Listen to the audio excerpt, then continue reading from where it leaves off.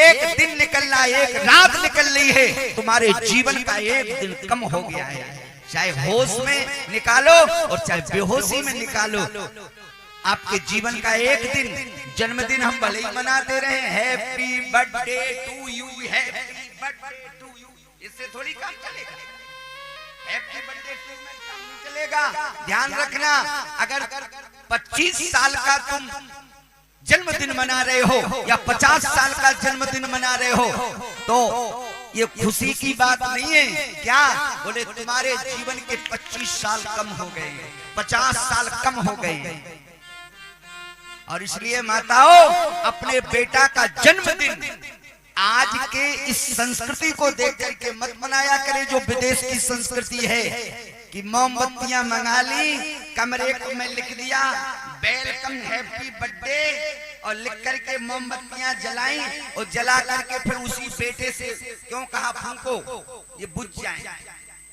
बोलो, हमारे समाज में, हमारी संस्कृति में दीपक को जलाना सगुन माना जाता कि बुझाना सगुन माना जाता है? जलाना सगुन माना जाता है।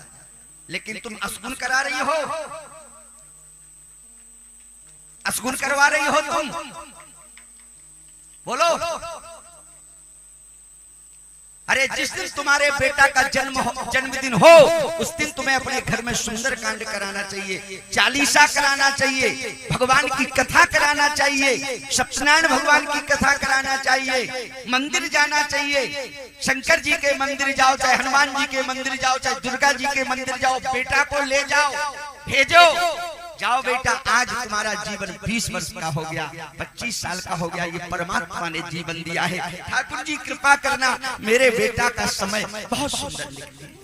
बोलो, किया तुमने आज तक ऐसा? 2-4 लोग बैठे होंगे जिन्हें भगवान याद आते हैं। डीजे मंगा लिया, बड़ा बड़ा डीजे आया, और वो जाने कौन सा गाना, मुझे तो आता भी नहीं है, हैप्पी बर्थडे टू यू। भगवान जाने इसका क्या अर्थ होता है। अरे माँ दुर्गा के मंदिर में अपने बेटा को भेजो, और अगर तुमने भेजा और मैया ने कृपा कर दिया, देवी ने कृपा कर दिया, तो जो वरदान हनुमान जी को दिया था मैया सीता ने, वही वरदान तुम्हारे बेटा को मिल जाएगा जन्मदिन के दिन। है